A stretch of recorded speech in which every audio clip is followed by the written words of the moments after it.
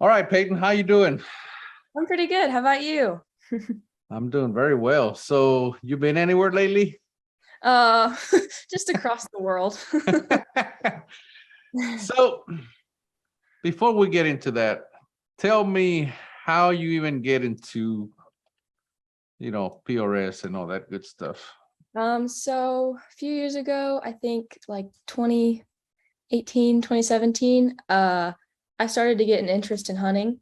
So my dad took me up to Gunworks to do their long range class. Uh-huh. And that's where we met Philip Vallejo. Mm-hmm. And he basically taught me everything I needed to know about shooting a gun. That was the first time I ever shot a rifle, was under him. And he molded me into a long range hunter. And a few years, we went to the classes like 2 or 3 years in a row. And he just asked if I wanted to get into competition. And Mm-hmm. so 2 years ago in June was my first competition. And it was a 2-day PRS match. So, Wow. yeah. Just jump right in, huh? Exactly. So, how do you make the transition from hunter to competitive shooting? Well, I mean, I didn't hunt a ton before, but I was kind of just thrown into my first match, only knowing how to shoot a rifle. Uh, but so that first match was kind of the transition into learning positional and everything that comes with the match. So I was just thrown in head first and had to kind of learn on the clock. And Philip was with me that first match. So he kind of just taught me through the whole match because we hadn't done anything near a competition style, anything like no positional, no anything. I just was just a prone long range shooter. Uh-huh. And that match, he kind of just helped me uh, learn. And then that uh, built on from there as I shot more matches and started practicing. So, what was it like shooting your first match? Oh, that was a doozy. It was pretty overwhelming, but it was super fun. I had an awesome squad. Like I could not have asked for a better first match squad. And we still keep in touch, which is really cool. But it was challenging. And the weather was not helpful. It was like hailing and it was a huge thunderstorm. And we Uh-huh. had literally had to stop shooting at one Wow. point to take a Wow. break. Yeah. So, Phil's there, and he kind of says, "You need to do this." Yeah, basically. So, how nervous were you? Because Oh, pretty nervous. I mean, I still get nervous sometimes, but that match was like way nerve because I wasn't even sure I wanted to do it before. So I was just like, you know what, I might as well try it. So the nerves were definitely through the roof. so obviously at some point you had to conquer your nerves. How did you do that? Oh, you say you still Well, get nervous, but you yeah. had to conquer them Oh yeah, somehow. definitely. Yeah, it's definitely I've tried to find ways to suppress it. I kind of just think more about having fun and just shooting how I shoot and not worrying about what the outcome is or what I'm gonna have to do and everything. So I mean it's tough, but I'm starting to finally learn how to control it. So yeah. Well, I think you're doing pretty well. Thanks. So obviously you've had a lot of success, but when did it start clicking? Because you know, y- I've been there before where you show up and you're kind of learning, right? I always tell everybody that the first matches you're not there to win, you're there to learn. Yeah. At what point did you say, I think I can win some matches? Not really until I actually won a match. I mean, I won a regional 22 match, and I've won like 3 22 matches now, Hmm. 1 day matches, but I think I'm finally getting to the point like now, just recently. I've shot a ton of matches the past 2 years, but I think I'm finally getting to the point where I know what I can do. So I'm just trying to find that shooter that I am when I'm doing really well. So I'm trying to find exactly what I need to do to get to that point and to where I can win matches and do win matches. What was your worst match? Because we all have them. It's that one memorable match when you go, I could have done with that one. And did Yeah. it teach you anything? Okay. I think it was last year at K&M, which was my first time shooting a 90-second match, because before that, all I had shot was 2-minute stages. And so being thrown into that time crunch was tough. Like I would run the bolt and I would pull the trigger. Like it Yeah, was you were too worried about the time and not about exactly. shot placement. Yeah. So I was totally rushing through everything, trying to get all my shots off, and it was not good for accuracy.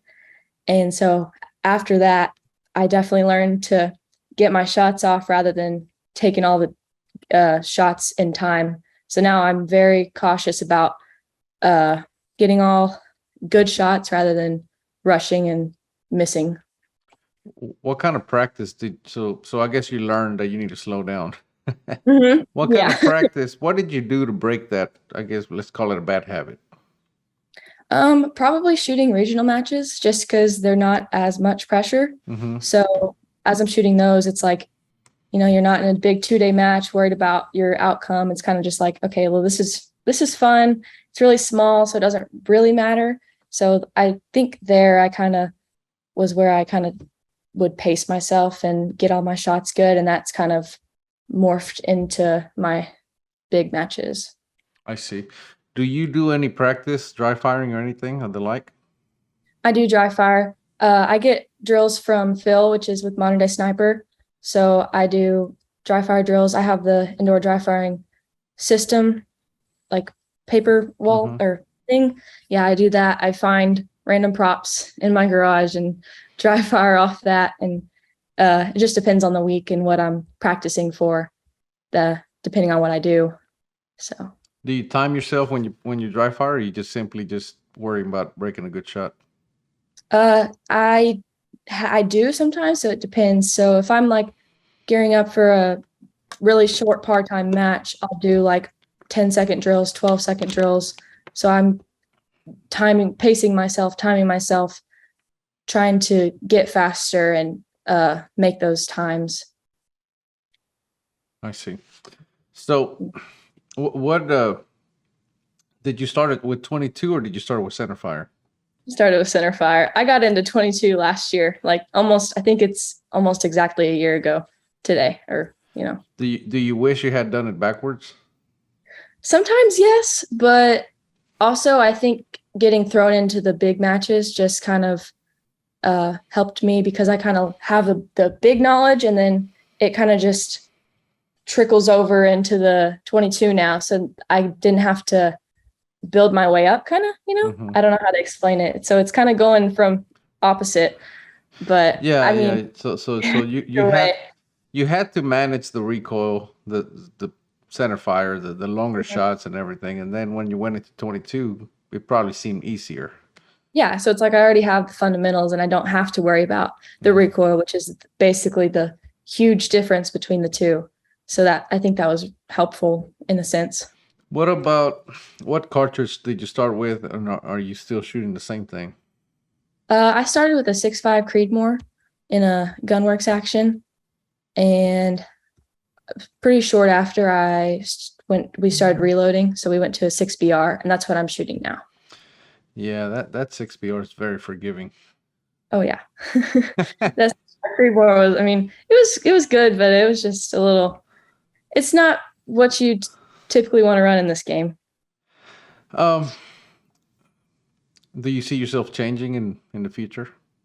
Not as of right now, no. I mean, we haven't looked into anything. We're pretty good where we're at right now. I'd say it's going pretty well. Yeah, I'd say we're pretty good right now. I see your dad hauls you around all the time. How has that been? So my daughter and I used to shoot together, and some of the most memorable times that we have is we were just driving across country or into another country. What has that been like? Relationship with you and your dad. I trust me, I know there's some hard times. Oh yeah, I was about to say, it has its up and downs, but he's never shot a match, so he's basically my caddy, I'd say. No, but he really has done a ton for me, and I'm very grateful for that. And I really appreciate him driving everywhere, flying everywhere for me. Yeah. And yeah, it's just really awesome because he helps a lot in the gun stuff and everything we do. Like it wouldn't be here without him. So, and my mom too. You can't forget my mom. She does a lot too. It, Not necessarily with the gun stuff, but uh-huh. pictures and everything else. So, I mean, it's a full-time job, oh yeah. shooting. There's there's three types of shooters. There's the recreational shooter, which PRS is that's what it is for me. When I shoot PRS, I'm just out there to have fun, hang Mhm. out with friends.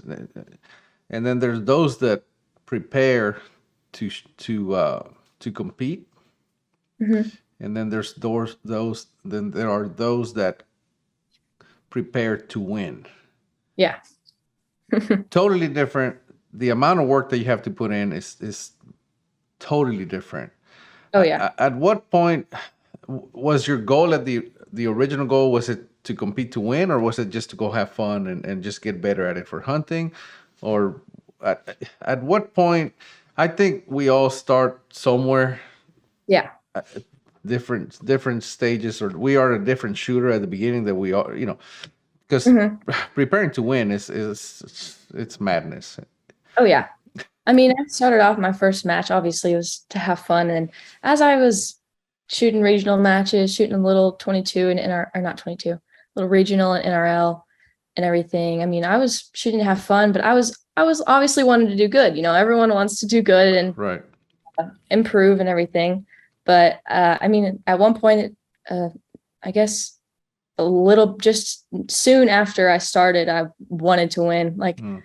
it's always deep hidden inside you. You always want to win, but like you're like maybe I'm not at that level yet, but like I'll get there. So I guess like not too long ago is when I actually like want to win. Right. It Yeah. there, it changes everything, doesn't it? Yeah, definitely. How has it changed when you went from preparing to shoot to preparing to win? What things I mean, have changed? it's a total different mindset. Um, like you're sorry, I got distracted. My dad's he's just eyeing me down. um, it's totally different thing. That timer, once it clicks on and you're thinking, oh, I need to shoot good. I need to clean all these stages. It's gets in your head, and that's something you just kind of have to suppress and everything. But I've always been competitive, and I've always wanted to win, but it always gets in my head, and I always have the little voice that doesn't let me calm down and Hmm. everything. So it's really tough, especially I think that timer is a big thing. I think when you're just trying to have fun, it's like, okay, whatever, I just make good shots and just shoot whatever I can, but it changes the whole thing, definitely. Right. Gear wise, when you made that switch from just competing to or preparing to compete versus preparing to win, is that when you made the change, or what other changes happened? What I mean, I know the mindset, the mindset changes, but at Mhm. least for me, when I decide I'm gonna, or at least when I decided, now I'm gonna compete to win, I looked at everything, and I'm like, Uh, well, I'm gonna need this, I'm gonna need that. You know what I'm saying? I looked at what the winners were using and when the winners were doing. Did you do that, or did you gradually just find yourself there? we definitely looked at other people. I've had so many mentors and everything, like Phil Paleo, the JTAC guys, and Keith Rudisil and Matt Caruso, and they all shoot different stuff. So I've just kind of had to bring everything that I've learned and what they use and kind of had to figure out what I like and what works for me. Like I've used so many different things and I've tried to find what actually does work good. And we looked everywhere. We've gotten feedback from a lot of places, Hmm. and it just kind of just comes in one by one, sets in place. Yeah. I noticed you like a lot of bling bling on your gear. Do I? Well, I've seen your rifle. Um, Yeah. well, maybe bling bling's not the correct word, but you like it Well, personalized. yeah, Yeah, personalized. personalized. Maybe not bling bling, but definitely out Well, there. it's PRS bling bling. Yeah. Yeah. Bling bling comes in different levels. Hmm. Um, so I noticed that Redbeard does your stuff nowadays. Is that correct? Yes, they do my paint jobs. Yeah, Awesome. Kyle does awesome stuff. Oh yeah. So that's what I was saying. I'll tell you a quick story about my daughter. When I said, you need to come shoot with me, she's like, I'll do it, but I had a blue rifle, and it was a beautiful blue rifle. And I said, you can shoot my backup. It's ready to go. She's Mhm. like, I want a purple rifle. And I'm like, just shoot the blue one. She goes, no, I really wish it was purple. So I sold that rifle. I ordered all the components, and I built her the most beautiful purple rifle that I could build. Uh, and it was amazing. I mean, it was a showstopper. She loved Mhm. it. She shot it for 2, 3 years, and she was 13 at the time. She shot the world championship. I mean, she was all in there, right? Awesome. And so then she quit shooting, and now she's 18, right? So now we have different arguments. And one day we were driving and we are having this argument, and then she says, "You don't, you don't even know anything about me. You don't even know what my favorite color is." And I said, "Yes, I do. It's purple." She goes, "No, it is not." I said, "It better be purple, cause I built a rifle." She said, "It's blue." I said, "It better not be." And then she goes, "How would you know?" I said, "I built you a purple rifle because you didn't like blue." And then she started laughing. The argument ended right there when she started laughing. Yeah. She goes, "Oh my God, that's right." Anyway, so Oh, that's funny. she, so she had to have a purple rifle. For you, I know it means a lot. Hmm. I Yeah. like, if you saw my F-class rifles, they are, like my friend Speedy says, if you don't shoot good, at least look good doing it. Yeah. Exactly. What I don't know. What kind of things did you have to have, I guess, in a way, or why did you personalize your rifle? What did it do for you? And it wasn't really like I had to have, but I mean, it's just I like personalization. Hmm. So it's really just cool to just have something that other people can admire and I can admire. And it's just fun to shoot something like your daughter, like shoot something that you like to look at kind of thing. Like the one before we painted it was black, and I was like, yeah, it's cool and all, but like do a little color on it, you know? So it's kind of just like a personality thing. I don't know. What's your rifle's name? Mm, I didn't name this one. My other ones were Tex and USA or something. I don't know. They're kind of named after what they look like. I Like my see. first rifle's name was Pork Chop because he was the big boy. So, but this one I didn't name yet. I Not don't yet. think. Oh, this one better get a cool name, because That's what I was just about to say. so so you shoot, right, and then how does this whole, I mean, going to the world championship? How does this happen? Honestly, I couldn't tell you. No, it just kind of happened. It just kind of I've been shooting a lot recently, Hmm. and I thought it would be a really cool opportunity. So, I mean, we applied and just said whatever happens happens, and it happened. So, it was a really fun experience, and I would really like to do it again. But it's just awesome. I think you have a pretty good shot at doing it again. Now, this was the first world championship, correct? PRS.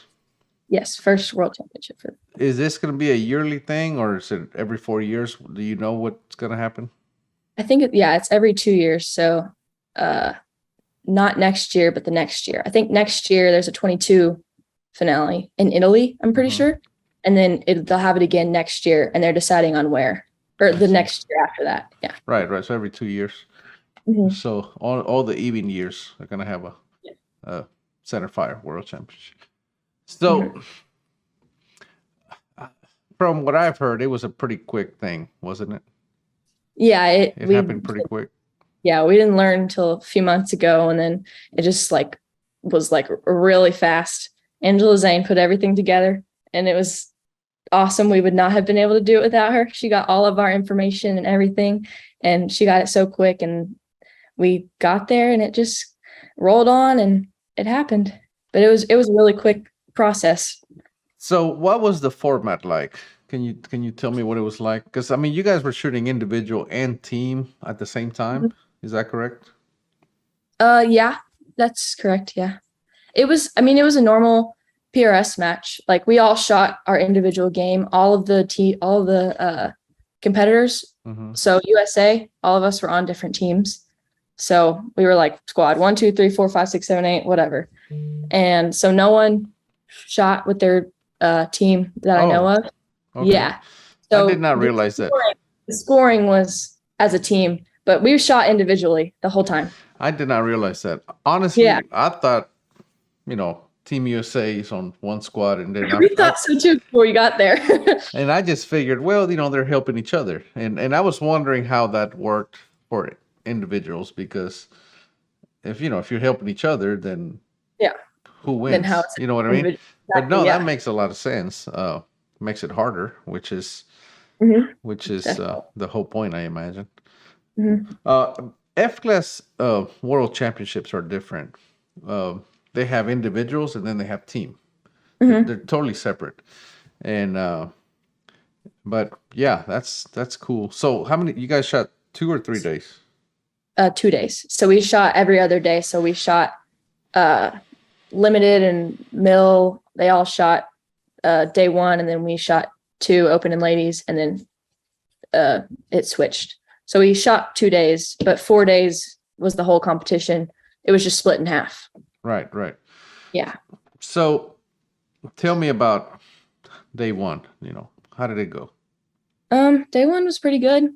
I mean, the winds were totally crazy. I think it was a headwind, but it was not consistent whatsoever. So literally I had to go up and make my wind call right there. And it's like, what else do you do? So I was like, okay, looks like 2/10. I'm gonna send it.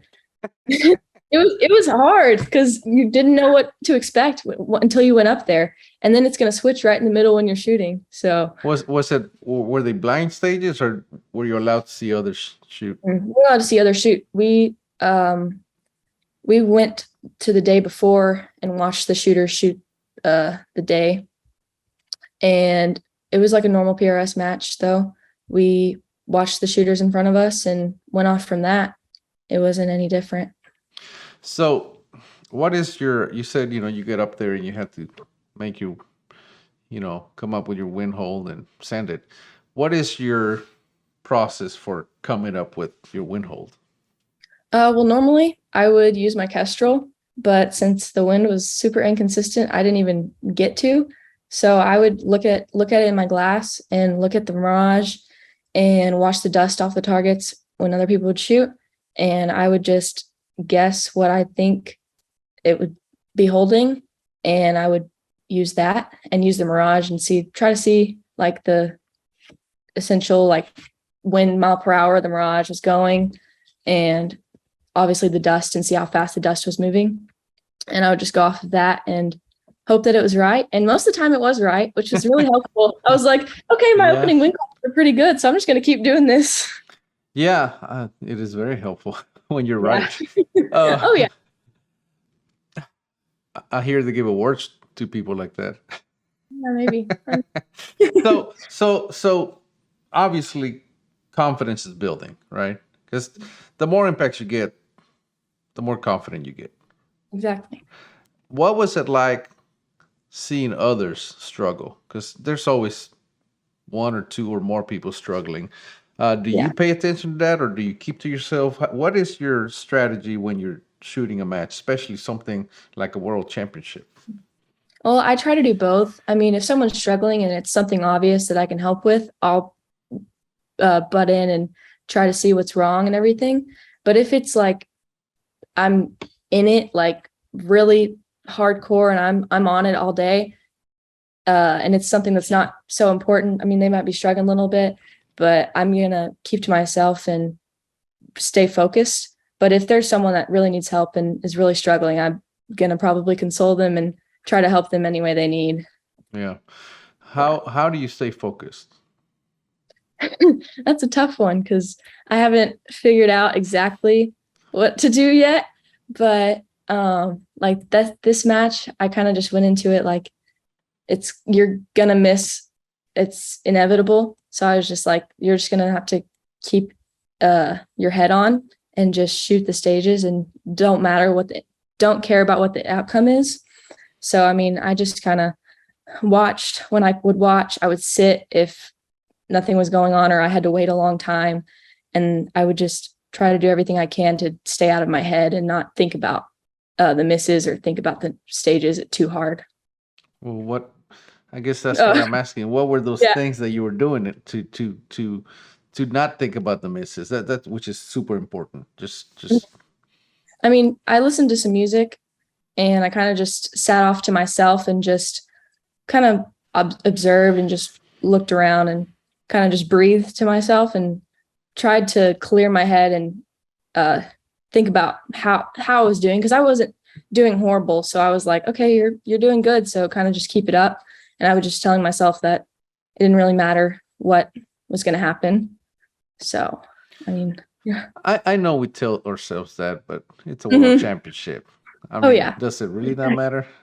exactly. That was what I tried to tell myself to calm myself. And it's honestly true though. I mean, it's hard to really believe ourselves when we tell ourselves that, but it's true. I mean, does it really And you have, matter? yeah. Not really. If you get, like Ricky Bobby, if you're not first, you're last, Oh right? yeah. But I don't know. I mean, I've been, I've shot multiple or a few world championships, and it's at the end of the day, it is what it is, Mhm. and it gets easier as you figured it out, Yeah. but you have to believe it when you tell yourself that it's doesn't matter. Just shoot your game and don't think about the bad shots. That is the Exactly. worst thing you can do. Yeah. That is Exactly. the absolute worst thing you can do. I've seen people. I mean, they won't stop talking about their bad shots. That's all they want to Yeah, talk that's about. me. That was me. Oh yeah, don't do that. I didn't do it this match, but that's something I'm trying to overcome is thinking about the things I did bad on the last stages and that I fixate on it. So then I just keep thinking about it and then it gets in my head and all of that. So that's what I tried to stray away from this time. And then you do it again because it's Yeah. like It don't think just about a white bear. You gotta think about it. So, yeah.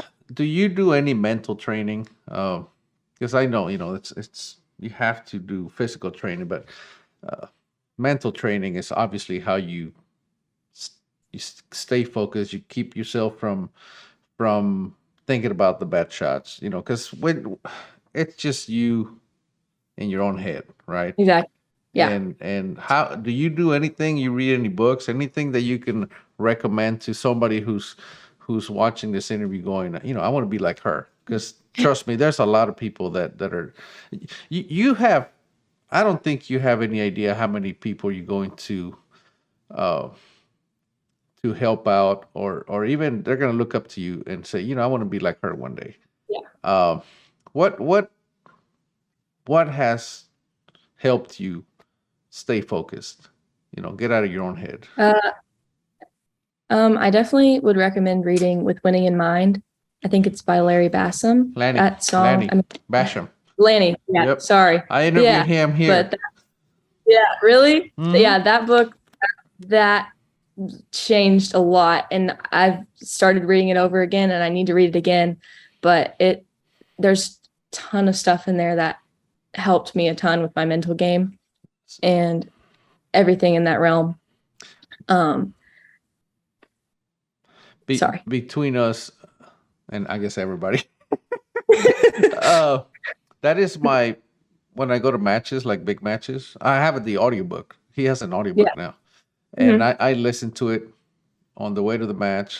I listen to the book while at the match. Every time I jump into my car, it's playing, and it's strange, but it seems like every time it starts right at the moment of whatever he's saying, I need at that moment. You know what I'm saying? Exactly. Yeah, that makes sense. And it's just so, it's by far the book that I recommend the most Mhm. because Yeah, it is truly game changing. definitely. Yeah, and I just kind of take points in that and try to bring them into my mental game. There's a ton of stuff that I've put into what I do when I'm trying to not think about the bad stuff and everything. But I'm still navigating it. But I think I'm getting closer to having a good routine and good coping mechanisms kind of thing. You know, in the book, he talks about self image. Uh, Mhm. how has that changed for you? I mean, do you tell yourself, you know, self image, how has that improved? Definitely. I've struggled with that a lot because I always feel like I'm bad. I'm doing bad. I'm like, you did bad this match, whatever. But it's like no one else sees that. It's just me. And it's definitely improved, especially winning the world championship has really opened my eyes and just shown myself how much I really can do and what I have made myself. And it's just really, it was really eye opening and just how I've built myself up and tried to not let myself get in my head and tear my own self down. Right. Yeah. Because he talks about, you know, self image. You need two ingredients. You Mhm. need uh, confirmation by others, which I'm pretty sure you get, and we all get, but Mhm. oftentimes we just don't believe it because if we don't believe it ourselves, we're just not going to believe it from others. Mhm. Because shooters are very supportive. When you do well, they're all Oh yeah. saying good job or whatever. But uh, oftentimes, if you don't believe it yourself, that's really, honestly, the one that matters. Mhm. You know. So how do you like? Do you just celebrate? How do you celebrate? Like, what do you do? Like, how do you boost your self image? I mean, I celebrate like especially if I'm having a hard match and then I'm like, oh, I clean a stage, and it's like, oh, I get to celebrate because I've been doing bad this whole time. And it's like you finally figured out what you're doing and improve it. But another thing is like after a stage, if I whether I do bad or whether I do good, I'm trying to stay neutral so that I don't get too overly excited and or too low on myself. Hmm. And that helps a lot because then you're not one way or the other and you're kind of just in a stable position. Hmm. And yeah, I mean, I'm gonna recommend another book to you. Do you know who Nancy Tompkins is? mm-mm. Look her up. So Nancy Okay. Tompkins. So they have the, you know, high power championships. Like, you know, this is what Brian Litz used to shoot. John Witten, all those people. That's kind of that's pretty much sling, you know. Mhm. And there've probably been more now, but at one point, or maybe it's still the same. There was only three ladies to ever have won the national championships, high power. Oh wow. Nancy Tompkins and her two daughters. And she That has, goes yeah, she has a book called Long Range. I have it here somewhere. But anyway, Nancy Tompkins, look her up. She's incredible. You'll like her. Like if you start reading about her, it's been incredible what she's done. She's an amazing shooter. But anyway, uh, so day one, you get through day one, you're doing well. You're not Yeah. leading after day one, correct? No, we were all tied. Laura was ahead of us. Me and Allison one shot, but we were all in the same I mean, ballpark. so what was it like when you found out that all three of you are like right there? It was pretty awesome. We were like, how did that happen? We kind of had like our ups and downs like in different spots. So we were all doing good and then we would do like we were all kind of like this Hmm. around the range. So we kind of had our good stages and bad stages like opposite and wonky and everything. So it was really cool to see that we actually kind of shot the same game, I'd say. Yeah. And it was cool to see that after day one. So so after day one, you guys figure out that you guys are all pretty much tied, like within a Mhm. point. Yeah. Um, was there any celebration at that point, or is it like, nope, stay focused, do your game? Was there any practicing while you were there? Like, how do you? Because you said there was a day in between where you didn't shoot. Yeah. That's Which gotta was be the toughest toughest day ever. yeah, I mean, maybe it kind of helped a lot because that first day was so long and tough Hmm. that if we would have had to shoot that day two right after, that it would have really been hard for us to keep our heads in it because of the how tired we were. I see. Well, so you appreciated the rest, but I was talking mentally, Yeah. like how do you Oh yeah. Kind how of do you you have not the think whole about it? day to set in and think about it. Yeah, how do you not think about it? The fact that because anyway, it's so anyway, so you guys get through the second day. Was there any Mhm. practicing, any dry firing, any who did you call? Was there any over the phone coaching? You know, No, I didn't do anything. We just took it as a 1 day, 2 day. We didn't really change anything like we would have done the night before another match. I didn't do any dry fire or anything. Uh, Nothing really changed between the good. days. That's Yeah. probably why you did so well because Didn't think too much about it. exactly, Yeah. which is obviously the hard part because there had to be a million people come up to you and good job, Oh yeah. congratulate you. Yeah. Is that still? It was for me, so I'm going to ask you if it's the same for you. When you started to do well, and you had these people that you look up to come up to you and say, "You're doing so great, good Mhm. job, keep it up." Did that add to the pressure? What did that do to you? Yeah, it definitely adds to the pressure because then it's like, oh, well, I'm doing good. And he's telling me I'm doing good. It's like, well, now I got to stay doing good. So it's like, well, what if I mess up? Like it adds to that pressure. I mean, obviously, it's nice to have that validation by people you look up to, but it also throws uh that more pressure. Well, I think what happens is you quit shooting for you and you start shooting for them. You know what I Yeah, mean? that's been a staple in my house because I tend to apologize to my parents when I do bad, and they're like, it's not on us. It's apologize to yourself.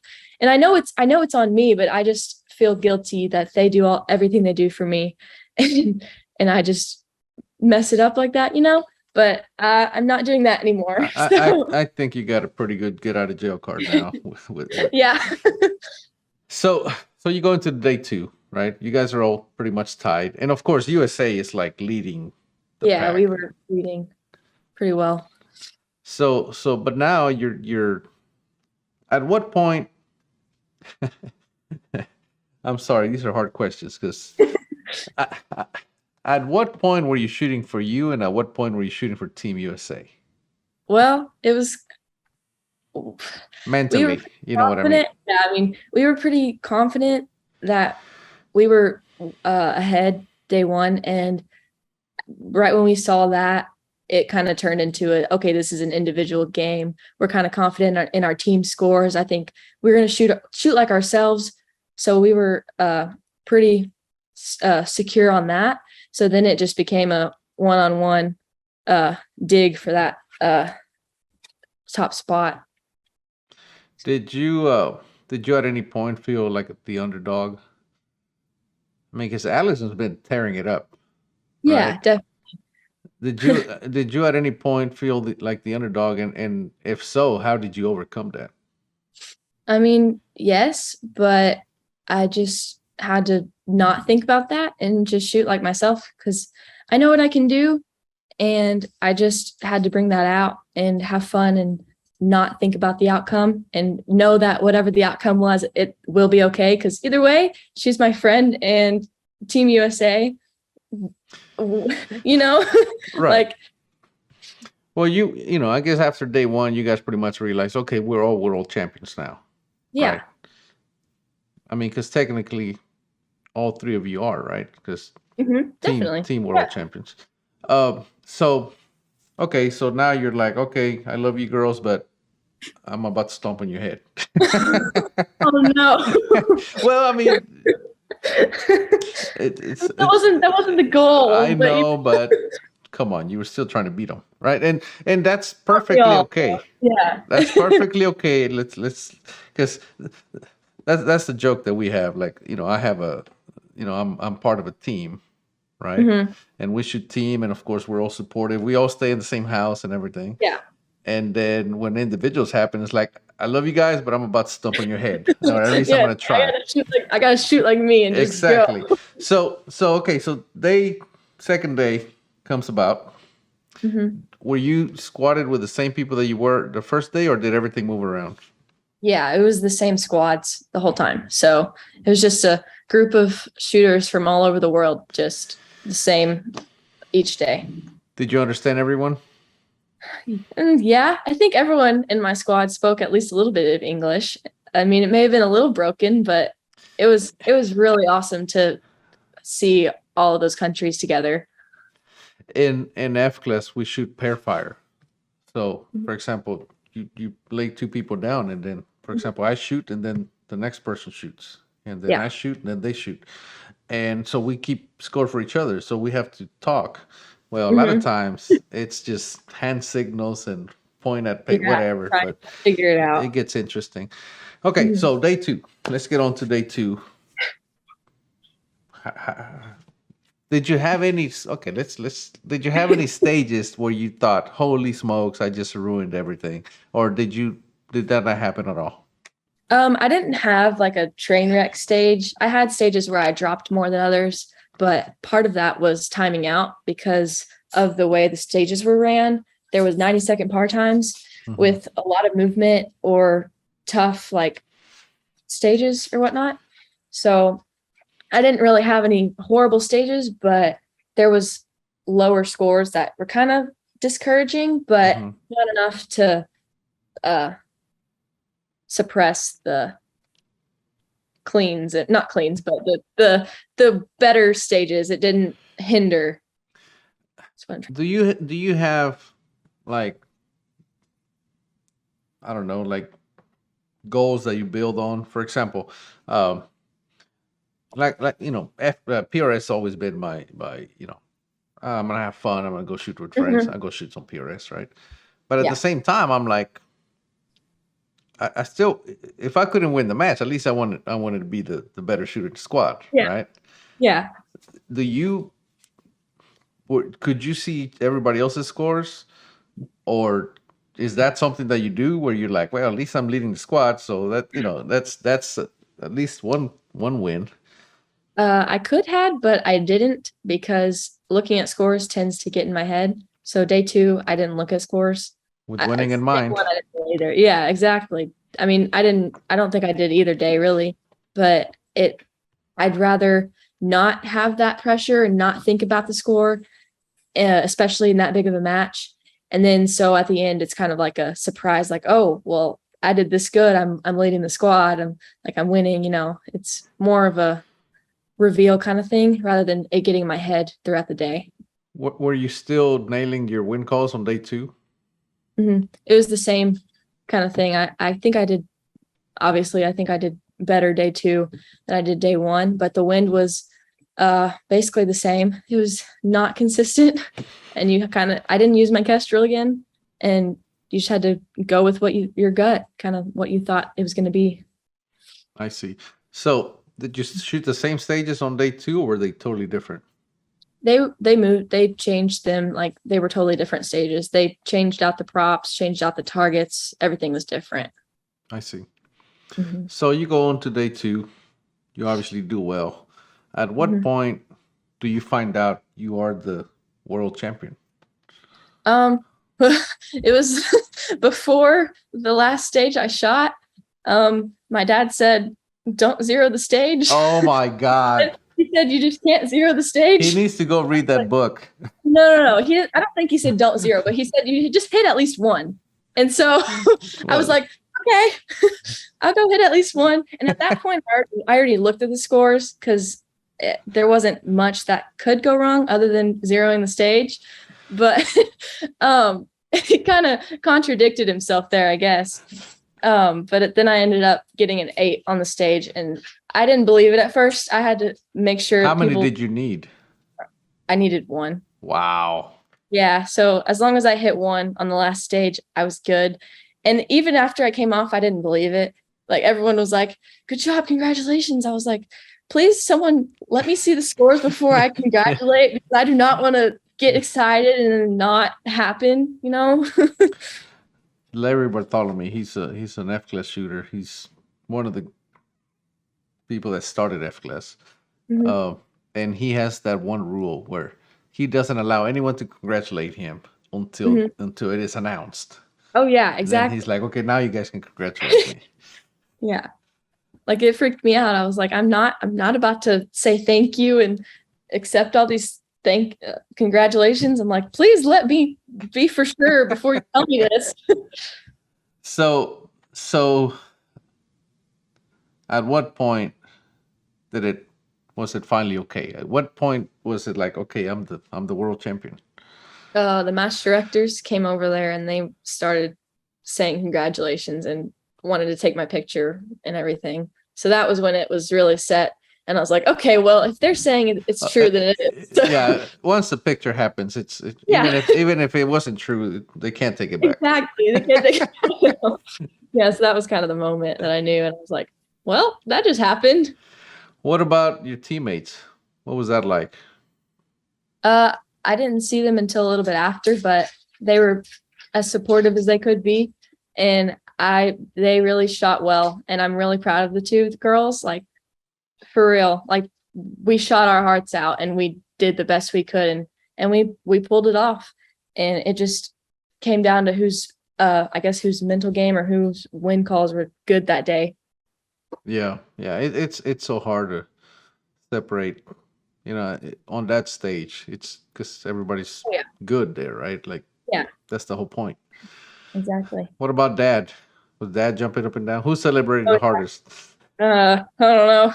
Maybe Matt Partain. No, I don't know. My mom was crying every time. Every time I would hug her, she would be like, I'm starting to cry." I'm like, "I'm sorry." But my dad was super excited too. We're not very like, woo parents. They're very low key about it. But It's I had an interview with John Whitten, and we discussed the celebration aspect of it. And I mhm, said, "How come shooters don't celebrate? yeah, We just don't." And he says, "Well, if you think about it, we train to stay calm. hmm, Like that's the most of the training that we exactly. do is to stay calm. And Yeah, then you can't just switch it off and celebrate." exactly. And that was the best explanation I ever had as to why we as shooters don't celebrate like other sports. Yeah, that makes total sense because we're But ourselves, and then you can't just go from this to this at the same thing. well, I told them when I win the world championship, I'm celebrating, Oh and yeah. everybody's gonna know it. Uh-huh. All right, I know Dad's there. Let's talk to Dad. Oh goodness. Come on, Dad. You're you got caught off guard. 1 second, off to the laundry room you go. All right, we're gonna give him a little time for makeup. Uh, You have like 2 seconds. so Phil, you talked about Phil at the beginning of the interview. Hmm. Did you call him, text him, message him? Did he just find out through He this? just found out. I should have messaged him, Or but did he message there was you? so much. Yeah, he messaged me. What did he say? Yeah. He said world champ. And then he made a post right after. So I guess that made up for the world champ. Yeah, well, you are the world champ. What else could you Yeah, say? exactly. He probably didn't have words. He's putting his makeup on. um, yeah, he's a heck of a guy. Here's Dad. Oh yeah, All right, now definitely. we talk to Dad. How you doing, Dad? Good. There's not much talking with me. Whatever. So, what's it like to be the father of the world champion? That's a hard one to answer. I mean, it's been a long road. I mean, she's put in the work. She's had a lot of ups and downs this year, and it all came together where it counted, I guess. Yeah, well, like I said, I've been a competitive shooter for over a decade, and I know it's really tough. It's really tough, and most people don't realize how tough it is. How much work actually goes in, behind the scenes, especially from like I said, I hauled my daughter around for a while, and I completely understand how much work you have to put in. Who loads the ammo? We both do. I do everything mostly, and then he gets to load the powder because I'm not allowed to do that. She on loading ammo, she does everything except for powder. Okay, She sees her own bullets and everything. that's good. So, Dad, what was it like when you found out? Like, He cried. Yeah, pretty much. I didn't know that. So she kind of got that last stage a little wrong. Yeah. So she purposely did not watch scores all day long. And on the last stage, we already knew that Laurel and Allison had finished the match. And she was like, "Do you know yet?" And I said, "I know." She said, "Will you tell me?" I said, "Do you really want me to tell you?" And she said, It was my "Yeah." fault. It was my fault. And Laurel had shot her last stage, and they were tied at that point with her still with one stage to go. And I just told her, I said, "Just make sure that you don't zero this stage." That was the total wrong thing to say, but it worked out. And so then she regretted me telling her that at that point. But she went out and she first round impact, and then she just carried it out and dropped the very last shot on that stage. Which I don't know how I dropped it. It was like off the right. I added my win call all the way. You don't have to hit it. That's how you dropped it. Yeah, I guess not. I guess that was the one. Honestly, it's the mind is very powerful, and the fact that you knew that after the first one you had already won, but it doesn't matter. It didn't matter. Yeah. Hey, you should have shot 2 and be like, yeah, I'm done. Yeah. Thank you. No, I had to make sure. Oh no, that's exactly. Don't ever let up. So, Dad, daughter, you find out she's a world champion. What happens then? There might have been a tear or so, especially when my phone's blowing up at that point. People like Kent Rush and Matt Crusoe, and every text that was coming at me was about what Rachel and I've done with her, raising her, how we've raised her, how she carries herself. And when you see people in the community send you those kind of texts, it's kind of hard to not shed tears. Oh yeah, I mean it's heck. I don't even know her, but I was happy. I was like, number one, Team USA, right? I'm all the way Team USA, but 2, just because I know her relationship with Phil, and I don't know. I just it was fun to watch from here. I can only imagine what it was like, not only being there, but being her dad and knowing exactly what she's went through. You know what I mean? Well, the other thing about that match is I don't think anyone from the USA knew that it was going to be an individual match either. Like the only thing we knew was team. Right. And then when we got there on registration day is when you saw trophies for individual, and we're like, oh, this is an individual match as well. Like we had no idea about that. Sounds like an episode of Survivor. Yeah. They just throw stuff at you as you go. Yep. What about Mom? I know Mom's there. She said no. I already asked. Mom's like, not happening. You can use your voice, just not your face. Okay, she said no. She still said no. Well, congratulations, Mom. Thank you. No, it was an absolute awesome experience. The thing that I got most excited about for the girls is that we took 3 teenage girls, and so to me, that was a statement right there, is to take these young girls and then to see where they all finished in the overall standings of every shooter at that match. That was an awesome feeling. Yeah. I mean, they shot great. What happens next? I mean, do you have more matches lined up? You're going to take a break? What? People think we're crazy right now. Okay, so there's more matches. Yeah, we go to Mississippi this weekend, and then next weekend we go to Oklahoma. I think that's it for right now. That's it for now. Yeah, and then we'll take a break, and then we'll start back up again. All right, I'm gonna warn you. This is gonna happen. Okay, and you just need to be ready for it. And everybody's gonna want to beat the world champion now. Okay. Seriously. No, and it's okay, right? Because everybody wants to have a goal, right? And you just need to understand that some days you're gonna win. Nothing has changed. You're just the Yeah. world champion. Well, I guess a lot has changed. Yeah. But people will make comments as to, oh, I beat the world champion. Yeah. And trust me, it's gonna sting a little, but at the end of the day, it doesn't matter. You're the world champion. Seriously. Mhm. So Yeah.